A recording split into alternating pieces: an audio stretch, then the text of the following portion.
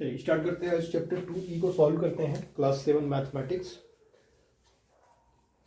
ठीक है, इसके रिलेटेड जो भी थोड़े से कॉन्सेप्ट थे हम लोगों ने देख लिया था। किसी भी संख्या को मानक रूप में कैसे हम लिखते हैं, इसकी स्टैंडर्ड वैज्ञानिक फॉर्मेट में कैसे लिखते हैं, इसके लास्ट क्लासेस में हम लोगों ने देख लिया था। और आज चैप्टर 2E को सॉल्व करेंगे और साथ में ही नेक्स्ट क्लास में हम लोग अभी दक्षता अभ्यास 2 को भी सॉल्व करेंगे। ठीक है, चलिए पहले हम सॉल्व करते हैं अभ्यास 2E को। और क्वेश्चन नंबर 1 है यहाँ पर। देखिए, अगर वीडियो अच्छा लगेगा तो आप चैनल को सब्सक्राइब करिएगा। सब्सक्राइब के साथ साथ बेल बटन को इनेबल कर लीजिएगा ताकि नेक्स्ट वीडियो आप जब भी मैं अभी अपलोड करूं तो आपको वो नोटिफिकेशन के माध्यम से मिल जाए। चलिए पहला क्वेश्चन है इसमें।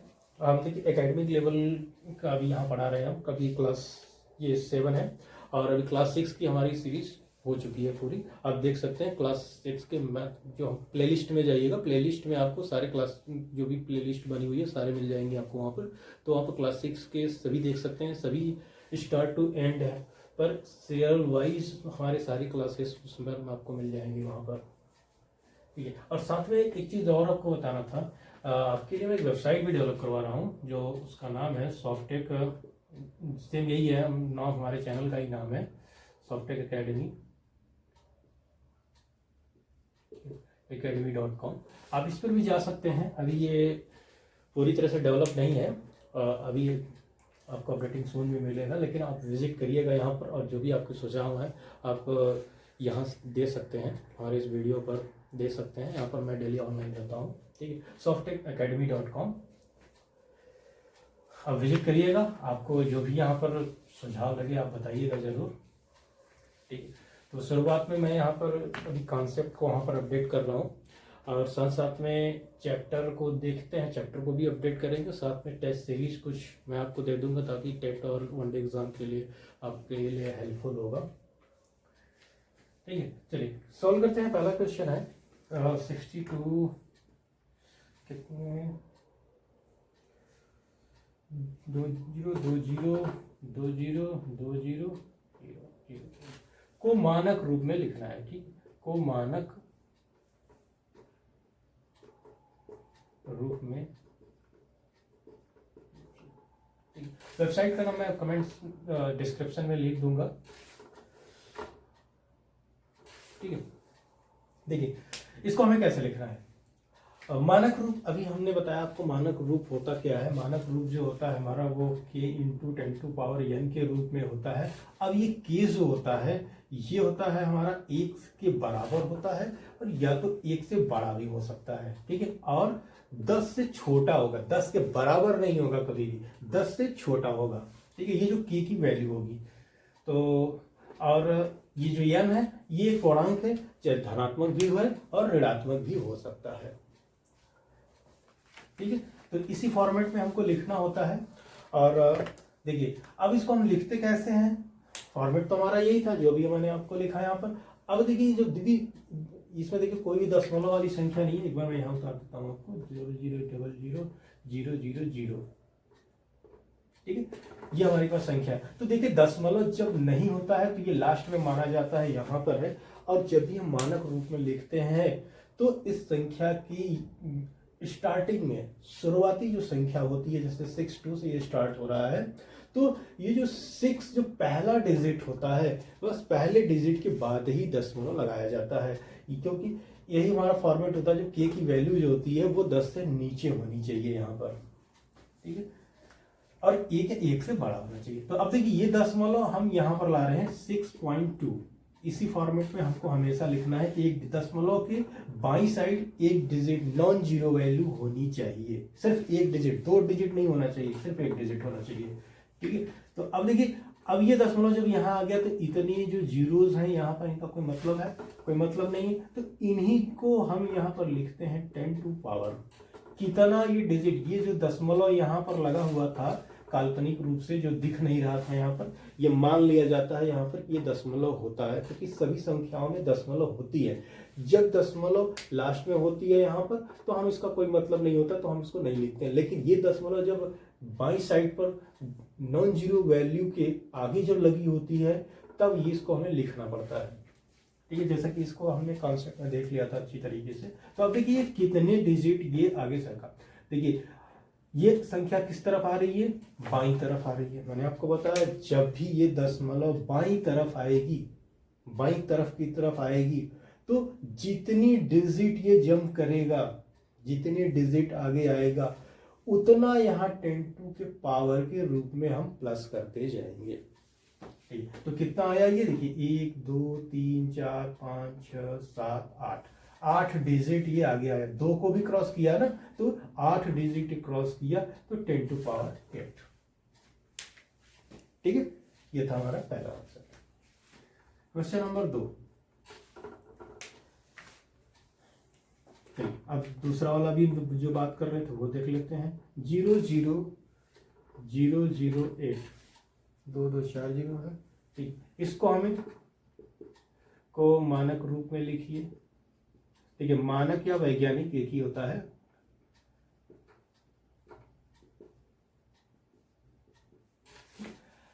अब यहां पर देखिए 0.000, इसमें हमें क्या लिखना है, लिखना हमको इसी फॉर्मेट में है k × 10⁻m के रूप में लिखना है। तो अब यहां पर देखिए हमें दशमलव कहाँ ले जाना होगा, 8.0 यहां पर इस तरीके से हमको बनाना है। ये दशमलव देखिए यहां पर है। अब जब भी हमारा दशमलव बाईं तरफ जाएगा, सॉरी ये बाईं तरफ ये था, अब ये दाहिनी तरफ जा रहा है। ठीक है, अब ये जब दाहिनी तरफ जाएगा तो हमारा जो एक्सपोनेंट होगा 10⁻ का, उसमें क्या करेंगे, माइनस, मतलब एक उसमें से हम घटाते जाते हैं। लेकिन ये जो एक्सपोनेंट है वो क्या होगा, वो माइनस में इंक्रीज हो जाएगा हमारा। देखिए अब यहाँ पर क्या होगा, 8.0 लिखेंगे और 10⁻, कितनी डिजिट आगे गया, 1 2 3 4 5। ठीक है, 5 डिजिट, 8 को भी क्रॉस किया, 5 डिजिट यहां पर लिखा जाएगा। तो 5 लिखा गया जाएगा नेगेटिव में। ठीक है, ये 5 है नेगेटिव में। -1 -1 -1 5 बार जब होगा तो ये -5 तक हो जाएगा, क्योंकि किसी भी संख्या के -1 और -x करेंगे तो ये -2x हो जाता है। और ये इसमें -x जितनी करते जाएंगे तो ये नेगेटिव में इंक्रीज होता जाता है। ये समझ में आ गया, ये हो गया हमारा आंसर। दशमलव दाहिनी तरफ अगर ये जाएगा तो जितनी डिजिट जंप करेगा उतने 10⁻- में होगा। ठीक है, चलिए क्वेश्चन नंबर 3 देखते हैं। उम्मीद है आपको यहाँ पर समझ में आ गया होगा। कॉन्सेप्ट भी देख लीजिएगा इसका लास्ट वाला वीडियो, तो आपको और अच्छे से क्लियर हो जाएगा पूरा। चलिए क्वेश्चन नंबर 3 देखते हैं।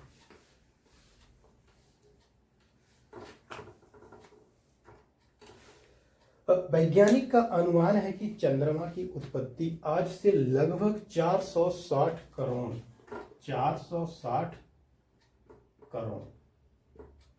ठीक है, वर्ष पहले हुई थी। चंद्रमा की आयु को वैज्ञानिक रूप में लिखिए। ठीक है, ये अनुमान लगाया जा रहा है कि चंद्रमा की जो आयु है, उत्पत्ति 460 करोड़ वर्ष पहले हुई थी। तो 460 करोड़ हमने एक तो इस तरीके से लिखा है, हमको इसको वैज्ञानिक रूप में लिखना है। तो पहले इसको हम सांख्यिक रूप में लिख देते हैं, तो संख्या के रूप में लिख देते हैं 460 करोड़। मतलब यहाँ पर कितने जीरो बढ़ेंगे, 7 जीरो, 2 2 4 और 3, ये संख्या हमारे पास हो गई। अब इसको वैज्ञानिक रूप में लिखना है। तो वैज्ञानिक रूप में जब लिखना है तो हमें पुराना वाला, अभी जो हमने आपको बताया दशमलव यहाँ है, हमें लाना कहाँ है, 4.6। ठीक है, यहाँ पर लाना है।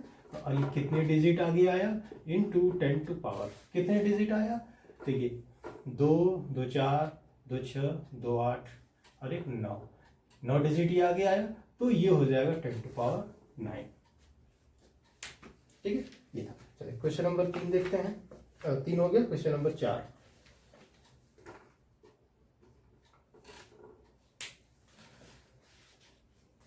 क्वेश्चन नंबर 4 है, पृथ्वी की सूर्य से दूरी लगभग दी गई हुई है। तो यहाँ पर जो डिस्टेंस दी गई है वो मैं लिख दे रहा हूं,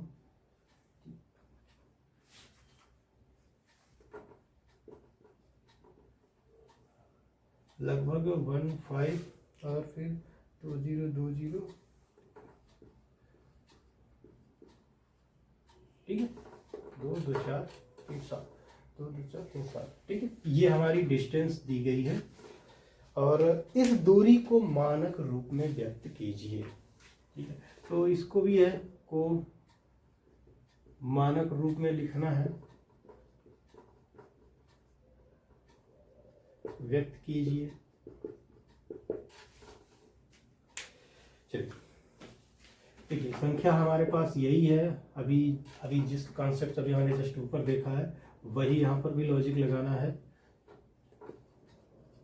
तो ये दशमलव जब हम लगाएंगे तो 1.5 हो जाएगा इंटू 10 टू पावर कितने का होगा ये। देखिए ये दशमलव यहाँ से, क्योंकि यहाँ काल्पनिक दशमलव है, यहाँ पर दशमलव से यहाँ पर आया, काल्पनिक का मतलब वास्तविक है वहाँ लगा हुआ है, हम यहाँ पर लिखते नहीं है, ठीक है, यहाँ कोई मतलब नहीं है। तो यहाँ पर लेकिन साइंटिफिक रूप में बदलने के लिए आपको समझाने के लिए मैं आपको बता रहा हूँ यहाँ पर ये एक दशमलव अब यहाँ पर थी, अभी इस दशमलव को हमें यहाँ पर लाना है। तो कितने डिजिट लाए, 2 2 4 2 6 2 8, ठीक है, 8 डिजिट हमने लाया। तो ये पावर हो गया 8 हमने, क्योंकि अभी मैंने आपको बताया कि एक्सपोर्ट जो भी हमारा जो दशमलव है वो किस तरफ आ रहा है, बाईं तरफ आ रहा है। जब एरो का चिन्ह बाईं की तरफ लगेगा तो ये एक्सपोनेंट जो है वो पॉजिटिव में आएगा, ठीक है। ये किलोमीटर है तो किलोमीटर में लिख देता हूँ। क्वेश्चन नंबर 5, क्वेश्चन नंबर 5 देखते हैं।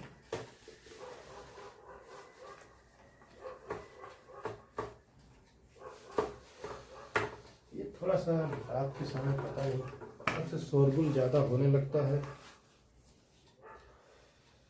चलिए कोई नहीं, इग्नोर करिए उन सब चीजों को। देखिए क्वेश्चन नंबर 5, पृथ्वी का द्रव्यमान दिया गया है। यहाँ पर पृथ्वी का द्रव्यमान है,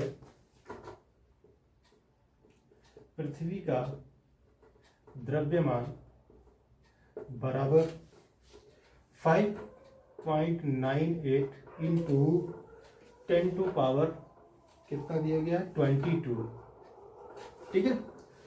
22 दिया गया है, 22 है, क्विंटल है, क्विंटल, क्विंटल है। ज्ञात कीजिए कि साधारण संख्या के रूप में इसे लिखने पर, मैं क्वेश्चन उतार देता हूं,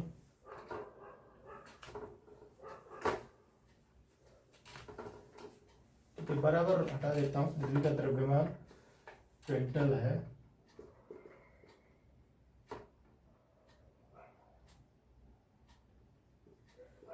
ज्ञात कीजिए,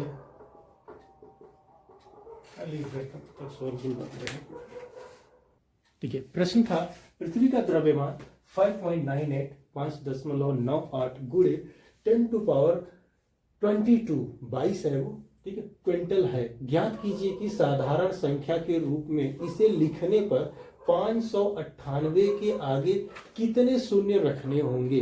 देखिए जो संख्या था ये हमारा संख्या है, जो सात मानक रूप था 5.98 इंटू 10 टू पावर 22 यानी कि 22 है ये। देखिए अगर इसको हम साधारण रूप में लिखेंगे तो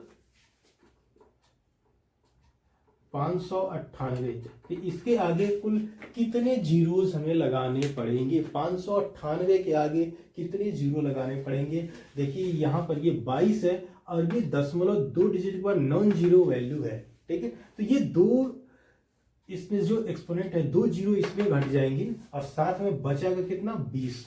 तो यहाँ पर जो आएगा ये 20 जो है 20 जीरो आएंगे, ठीक है, 20 शून्य हमको इसके आगे लगाने पड़ेंगे। तो ये इसका जो साधारण रूप होगा 598, मैं लिख देता हूँ 0 0 0 0 0 कितना आ जाएगा 8 हो गया, 0 0 10 हो गया, ठीक है, 0 0 0 0 0 0 6 हो गया,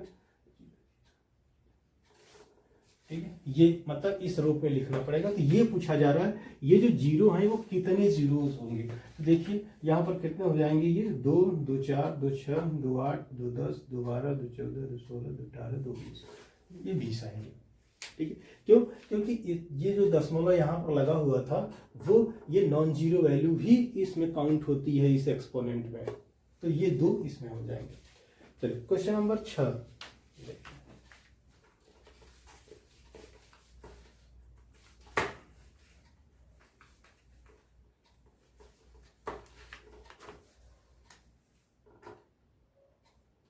क्वेश्चन नंबर 6 है, इसमें कई हैं। चलिए पहला है, इसमें मैं चारों प्रश्न को उतार देता हूँ, फिर आप इसको वीडियो पॉज करके कोशिश करिएगा आप स्वयं से इसको लगाने की। वैज्ञानिक संकेतन के रूप में व्यक्त कीजिए। ठीक है, वैज्ञानिक संकेतन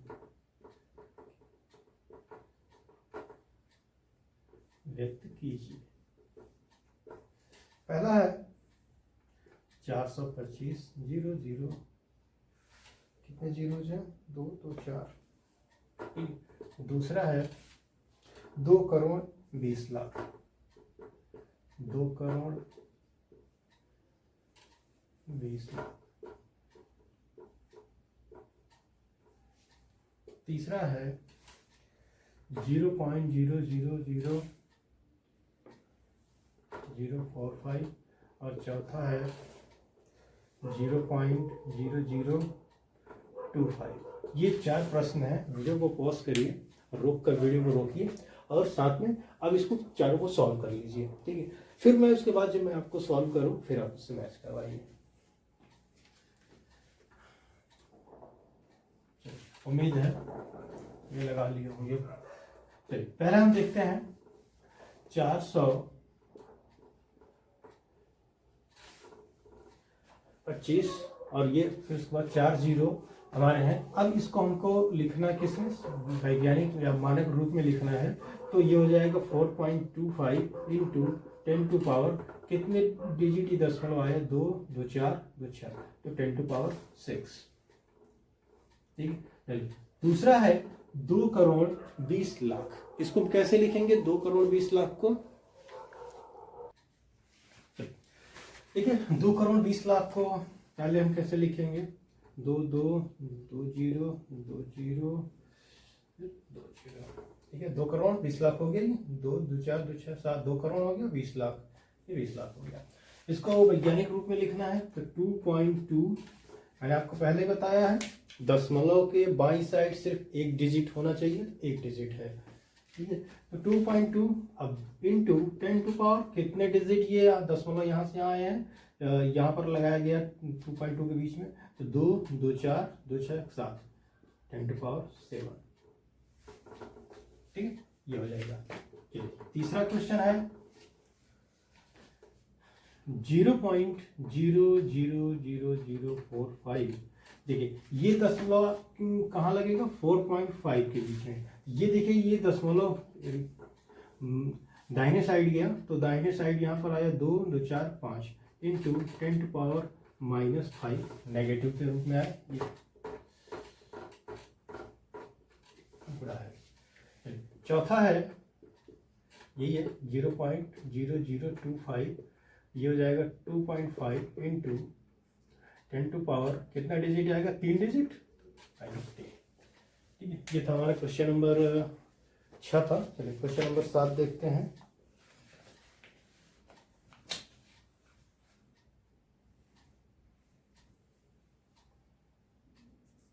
क्वेश्चन नंबर 7 है, कुछ संख्याएं दी गई हैं, इनको साधारण में लिखना है, तो मैं पहले क्वेश्चन लिख देता हूं। क्वेश्चन नंबर 7 है, देखिए साधारण संख्या के रूप में लिखना है।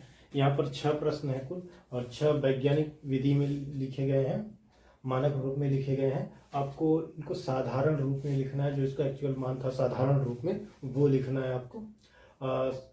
साधारण रूप का मतलब जस्ट इसका जो अपोजिट था, जो अभी हम लोगों ने जो शुरुआत में जो संख्याएं दी जाती थी जीरो के फॉर्म में, वो आपको लिखना है।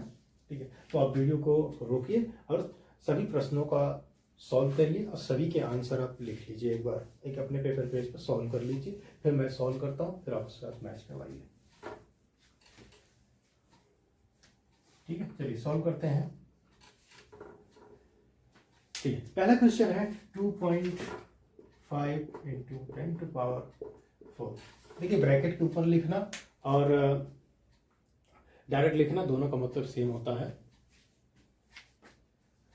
ठीक है, चलिए सॉल्व करते हैं इसको। देखिए अब 2.5 इंटू कितने का, हम ये दो तरीका है। देखिए आप तो डायरेक्ट आप लिख सकते हैं और इसको मल्टीप्लाई के रूप में भी लिख सकते हैं। तो पहले हम इसको एक्सपेंड कर लेते हैं। ये 10⁴ का मतलब क्या है, 10 गुणे 10 गुणे 10 गुणे 10, इसका मतलब तो यही होता है। तो ये कितना आ जाएगा 2.4 इंटू, अगर हम इसका मल्टीप्लाई करेंगे तो ये हो जाएगा 10,000। ठीक है, अब अगर हम इसमें मल्टीप्लाई करेंगे तो 2.25 हो जाएगा और 1 ये आ जाएगा, 3 जीरो यहाँ पर ये आ जाएगा। ठीक है, ये आ जाएगा इसका नॉर्मल रूप। ये जो है ये इसका साधारण रूप है। नेक्स्ट देखते हैं, ये था हमारा पहला, और दूसरा यहाँ सॉल्व करते हैं। दूसरा ये है 1.75 इंटू 10⁶। ठीक है, अब हम एक स्टेप को स्किप कर रहे हैं, मैंने आपको बता दिया ये हुआ कैसे। ठीक है, अब हम यहाँ पर लिख रहे हैं 1.75 इंटू 10⁶ का मतलब होता है 1 के आगे 6 जीरो। जितना पावर होगा, जितना एक्सपोनेंट होगा 6 है, उतने जीरोस 1 के आगे हमको लगाना है। ठीक है, 1 के बाद 6 जीरो, बस इसका मल्टीप्लाई कर देना है इसमें। जब इसको मल्टीप्लाई कर देंगे तो मल्टीप्लाई करेंगे तो ये जो ये दशमलव आपको अब यहाँ नहीं लिखनी है। अब ये जितने नॉन जीरो वैल्यू होंगे उतने जीरो जिसमें से घट जाएंगे और बाकी जो संख्याएं होंगी वो यहाँ पर लिखी जाएंगी। तो 2 2 4 6 है, तो 2 नॉन जीरो वैल्यू थी तो घट गई, तो 4 जीरो, तो यहाँ पर हम लिखेंगे 4 जीरो। ठीक है, ये इसका हो जाएगा साधारण रूप। तीसरा देखते हैं 1.21 इंटू 10⁻⁻8। देखिए, अब ये -8 में है, तो -8 का मतलब 1 के आगे ये जो दशमलव संख्या है, इस दशमलव के आगे बाई साइड कुल 8 डिजिट होने चाहिए। अब वो 8 डिजिट कौन कौन से होंगे? एक तो पहले 1 होगा जो उसके आगे पहले से है। अब जो संख्याएं नहीं है वो जीरो हो जाएंगी। ठीक है, तो देखिए इसको पहले हम इसी की तरफ पहले एक्सपेंड करके आपको लिख देते हैं 1.21 इंटू, अब इसका मतलब होता है 1/10⁸।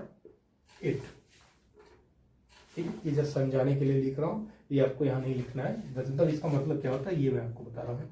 फिर 1.21 इंटू 1/, जो कि आपको पता है ये 8 जीरो, फिर ये कर देंगे। अब ये क्या करना है, इसमें इसका जब मल्टीप्लाई होगा 1.21 में जब इतने से भाग देंगे तो संख्याएं कितनी होगी।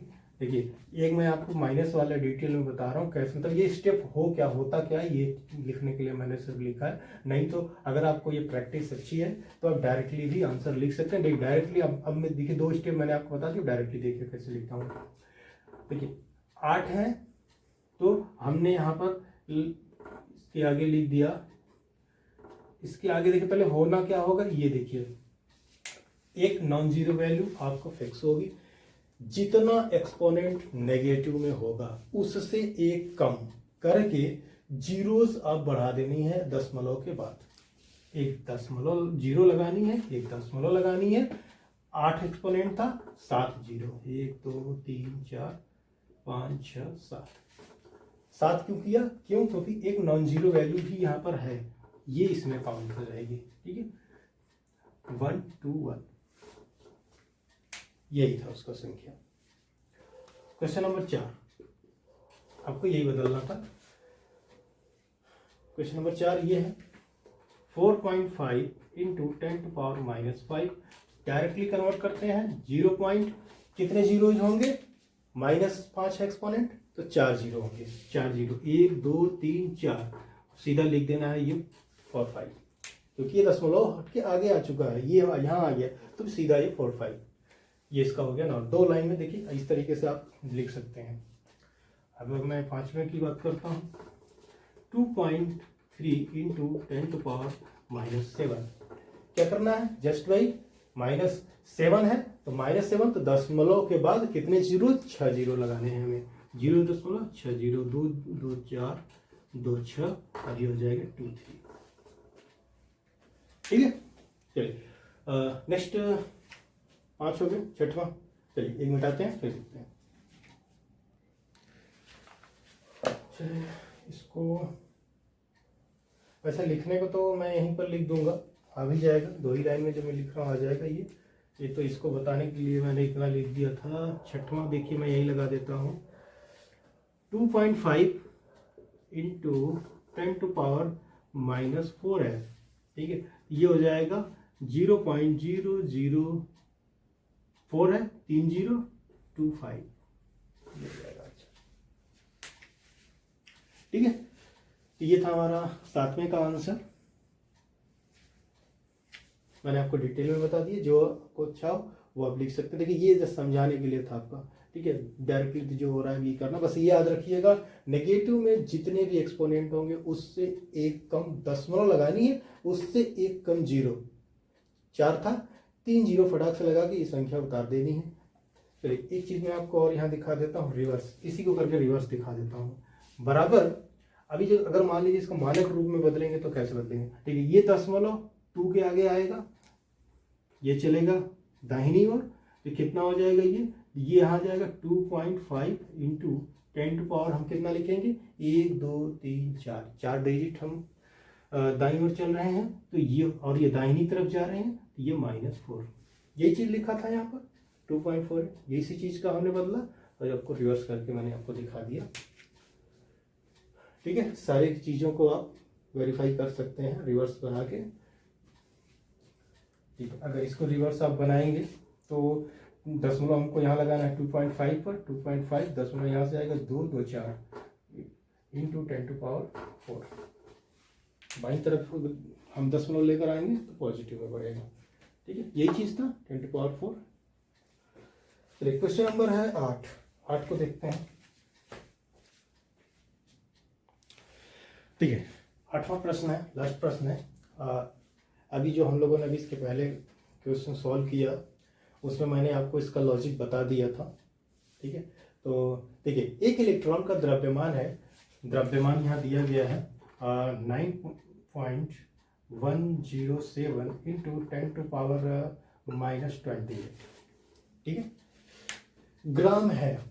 इसे साधारण दशमलव भिन्न में बदलने पर, ठीक है, साधारण इतना लिखने का मतलब जो आपकी बुक में लिखा हुआ है, मतलब इसको साधारण रूप में बदलने पर दशमलव बिंदु, इस दशमलव बिंदु जो हम बदलेंगे दशमलव बिंदु तथा अंक 9, इस 9 के बीच में कुल कितने जीरो आएंगे। तो ऐसे प्रश्नों को सॉल्व करने के लिए आपके प्रश्न में पूछा जा सकता है या पूछा जाता है कि इसकी एक लॉजिक है, फिर आपको इसको बदलने की जरूरत नहीं है और ना ही कहीं लिखने की जरूरत है इसको। ठीक है, अभी मैंने आपको लॉजिक बताया, क्या लॉजिक था, जितना भी माइनस में एक्सपोनेंट होगा, घात होगा, उससे एक कम जीरो होंगे। ठीक है, कितने जीरो, 27 जीरो होगा। ठीक है, जितना भी नेगेटिव में एक्सपोनेंट होगा उतना उससे एक कम, उतने से एक कम, मतलब 28 है तो 27 जीरो होंगे। कहां पर, दशमलव, इसको जब हम बदलेंगे 0.0000, ये आएगा 27 बार। ठीक है, कौन, ये जीरो 27 बार होगा। फिर ये होगा यहाँ पर, इसके आगे क्या लिखें, फिर 9, यहाँ पर हम 9 लिखते हैं, 9107। ठीक है, ये जो जीरो होंगे वो पूछा जा रहा है प्रश्न में कि ये कितने जीरो होंगे, तो ये जीरो होंगे 27 बार। कितने, 27 है, मतलब जितना एक्सपोनेंट होगा उससे एक कम होता है, क्योंकि एक कम कैसे हो गया, ये आप प्रश्न का लॉजिक। ये जो एक 9 है, ये एक यहाँ पर भी तो है, ये दशमलव एक इसको क्रॉस करके बाईं तरफ जाएगा ना, तो एक इसकी वजह से ये घट जाएगा ये। ठीक है, तो ये हो गया हमारा क्वेश्चन नंबर 8 और ये हमारा 2E चैप्टर खत्म हो गया। और अब अगला हमारा चैप्टर है दक्षता अभ्यास 2। ठीक है, सॉल्व करते हैं नेक्स्ट क्लास में। अगर इसमें कोई भी डाउट हुआ हो या कोई भी कमेंट हो, आपको कंफ्यूजन हो, कोई सजेशन, तो आप कमेंट से जरूर बताइएगा। ठीक है, तो हम कमेंट से भी अगर आपकी कोई डाउट्स है तो कमेंट से भी हम सॉल्व कर देंगे, आपको कमेंट्स बता देंगे। और साथ में अगर कोई सुझाव है तो नेक्स्ट वीडियो में हम आपका ध्यान रखेंगे उस सुझाव का। ठीक है, चलिए अभी तक के लिए इतना ही। और अगर वीडियो अच्छा लगा हो तो लोगों तक शेयर करिए जो क्लास 7 के स्टूडेंट हैं। ठीक है, और जो भी तैयारी कर रहे हैं तो उनके लिए तो और भी ज़्यादा हेल्पफुल है, क्योंकि क्लास 6, 7, 8 ये तो बेसिक चीज़ होती है। अगर बेसिक चीज़ें अगर आपको नहीं समझ आई तो आगे चल के थोड़ा सा ज़्यादा मेहनत करना पड़ जाएगा फिर आपको। अगर ये चीज़ें आपको क्लियर है तो आगे चल के कोई दिक्कत नहीं होगी, आप हर चीज़ें फटाफट समझ जाएंगे। ठीक है, और सब चीज़ यही है, आपके टेट वगैरह एग्जाम में ज़्यादातर लेवल जो होता है ये यही होता है, क्लास 6, 7, 8 स्टैंडर्ड लेवल के ही होते हैं। ठीक है, तो अभी इसी क्लास में फिर मिलते हैं दक्षता अभ्यास में। ठीक है, थैंक्स फॉर वॉचिंग।